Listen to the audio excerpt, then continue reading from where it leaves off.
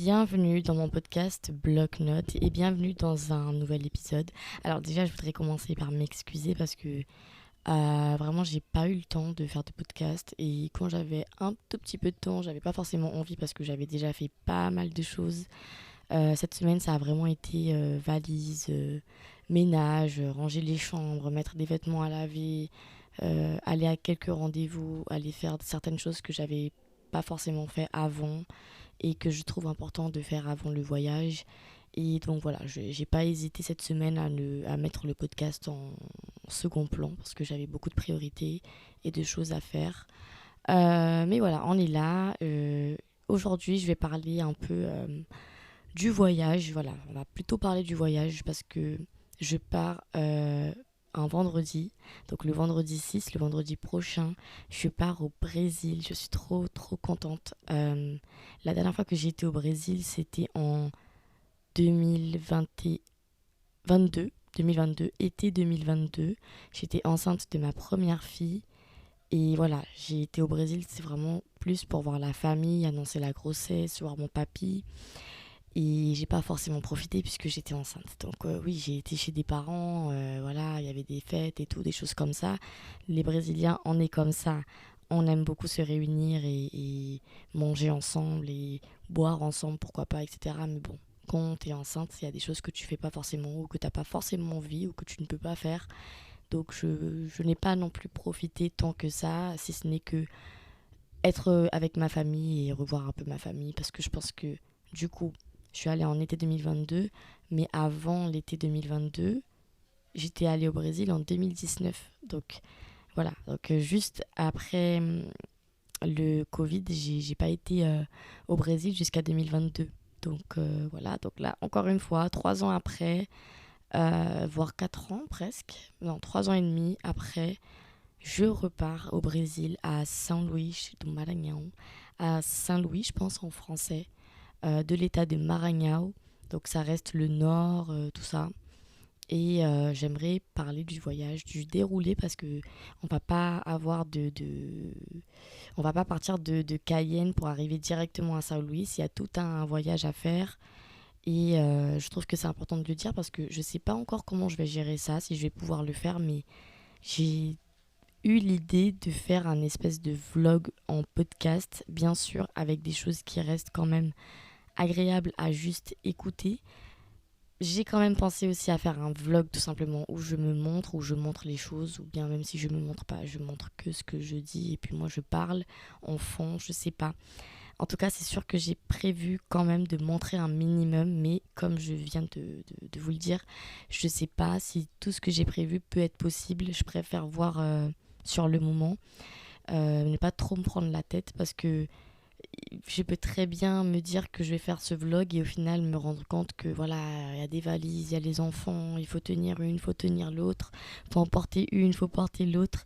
Donc est-ce que ça va être très compliqué ou pas? Je sais pas.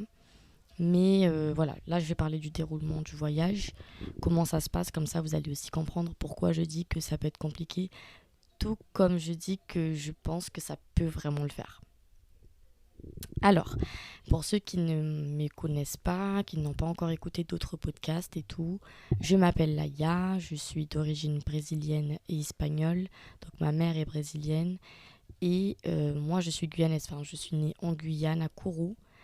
Et pour ceux qui ne sont pas forcément guyanais, eh bien, pour partir de la Guyane en voyage, à part prendre la voiture pour aller bon, aux frontières, puisqu'on a la frontière avec le Brésil, tout ça, tout ce qui est niveau transport en commun, enfin les transports type avion, tout ça, ici il n'y a pas de train déjà pour préciser, eh bien, on est vraiment obligé de partir de Cayenne, parce que le seul aéroport qu'on a, euh, à l'international en tout cas, c'est Cayenne, c'est à Cayenne, à la capitale, pardon, dans la ville de Cayenne. Et donc le voyage commence dès là en fait. Donc on va d'abord aller de Kourou à Cayenne, ça prendra quoi un peu moins d'une heure je pense, ça dépend. Et ce sera un voyage dans l'après-midi du coup, ici en Guyane. Et on prendra un avion de Cayenne à Belém. Ça aussi, c'est quelque chose c'est pour ça que c'est important que je le dise. À Belém, il pleut beaucoup. Je sais pas du tout si là on est en saison des pluies, mais ça reste une ville où il pleut beaucoup parce que ça, c'est l'Amazonie, tout ça. Donc, on a quand même prévu d'y dormir. Comme ça, on pourra prendre le bus parce que du coup, il y a des bus qui passent à 19h à Belém et qui font le voyage de Belém jusqu'à São Luís. Et ça dure toute la nuit, donc à peu près 12 heures de voyage. Les bus, ils sont super confortables et tout. Mais voilà, comme déjà c'est l'après-midi qu'on va faire Cayenne-Belém, c'est chaud qu'on puisse prendre le bus qui n'est pas à l'aéroport, qui est dans la gare de bus. Et Belém, c'est très grand. Ça va être trop serré pour nous. Ça va être impossible pour nous d'arriver à Belém et de pouvoir prendre directement le bus. Donc du coup, déjà, il y aura du bus ou... On dit bus ou autocar, je sais pas.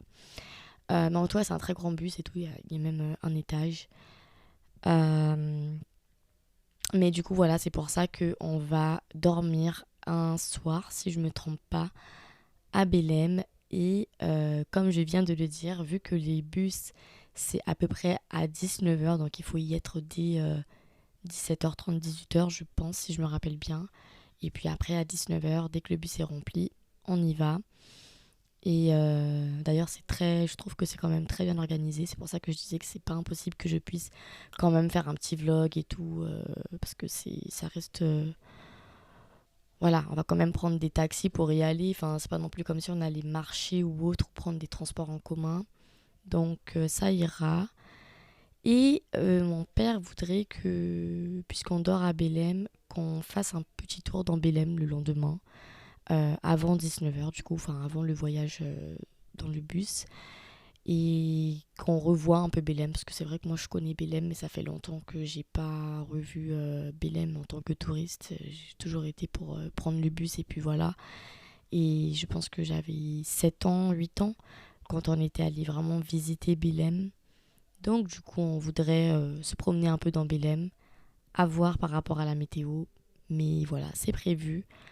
Ensuite, on prend le bus, 12 heures de voyage, on arrive à São Luís.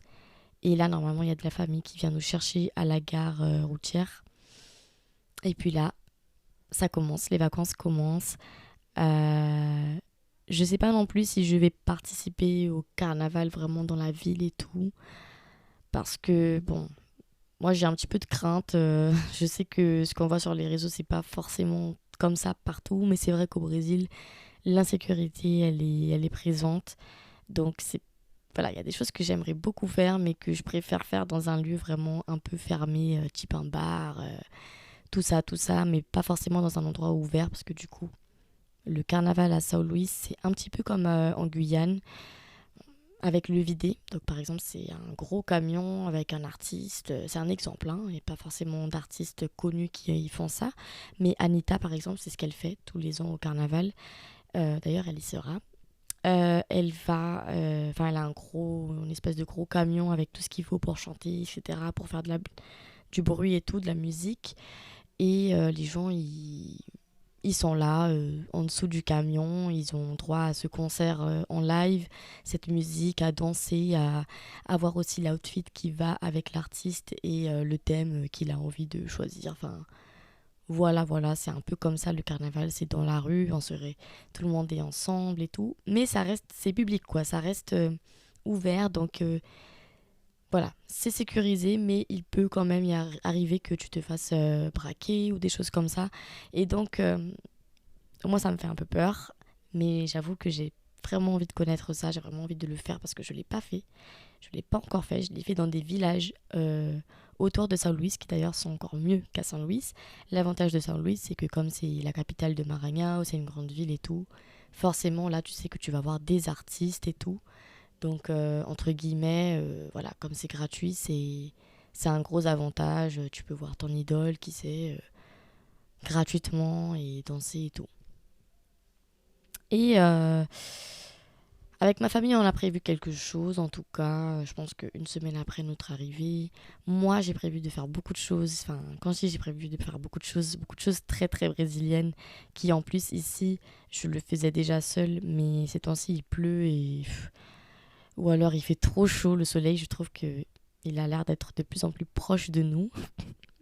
Donc du coup, j'avoue que même quand il faisait beau, j'avais pas forcément envie de le faire, mais c'est me bronzer avec du scotch. Je sais pas comment l'expliquer autrement. Je vais essayer de améliorer un peu ce vocabulaire, cette façon de parler, parce que en portugais, on dit vraiment comme ça, et en plus, c'est vraiment du scotch, mais je sais pas comment l'expliquer autrement. C'est pour ça que je trouve intéressant de faire le vlog. Et donc, j'ai vraiment hâte de faire ça, de faire mes ongles, de pratiquer un peu plus, pas pratiquer, nourrir un peu plus ma féminité parce que franchement les brésiliennes elles sont très féminines et tout. Moi c'est quelque chose que j'ai toujours envié entre guillemets parce que moi je suis pas enfin je me considère pas en tout cas aussi féminine que des copines à moi qui sont brésiliennes ou même des parents à moi qui sont brésiliens. Et du coup j'ai vraiment envie de profiter de ce voyage pour prendre soin de moi, pour faire des choses et tout.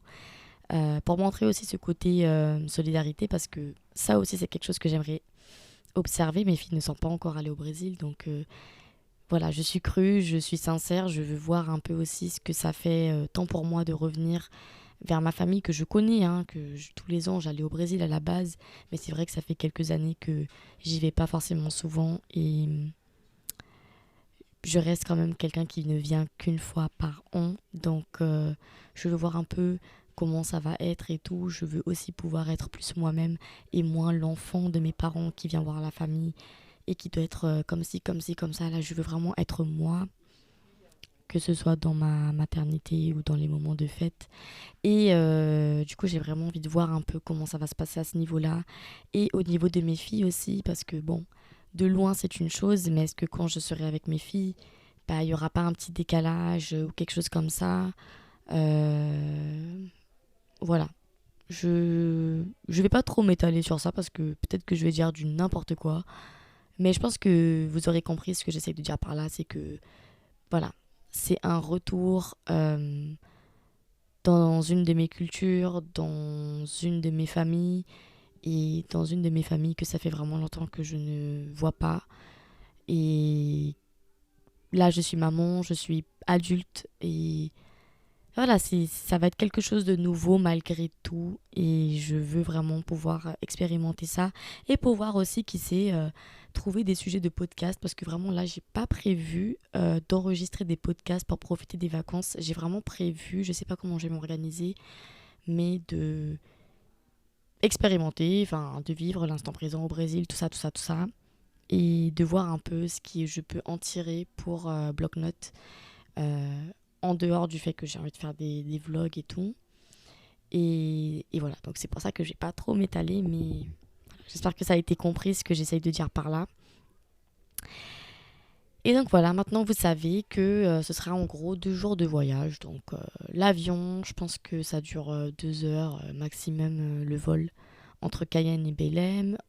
Ensuite une nuit à Belém et ensuite le bus à 19 heures et je pense qu'on arrive entre 7 heures et 9 heures, ça dépend vraiment de la vitesse du bus, s'il n'y a pas eu des soucis, etc. Et voilà, j'ai vraiment hâte et voilà.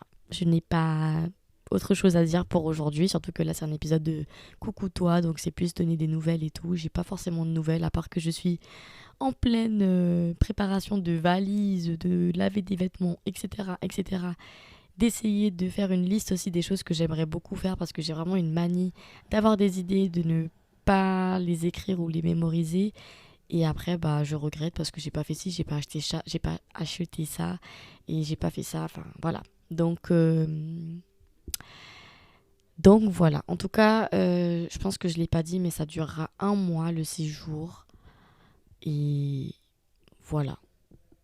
Je vous fais de très gros bisous et j'espère que l'épisode vous a plu. J'espère que vous avez tout compris au niveau du déroulement du voyage et de ce que j'essayais de dire par voilà, je reviens, maintenant j'ai des enfants, etc. etc. Et on se retrouve vendredi ou peut-être avant vendredi. Je sais pas comment je vais faire parce que je voyage vendredi justement. Mais j'ai prévu d'enregistrer un podcast avant et de programmer l'épisode pour le vendredi à 18 heures. On m'appelle, gros bisous.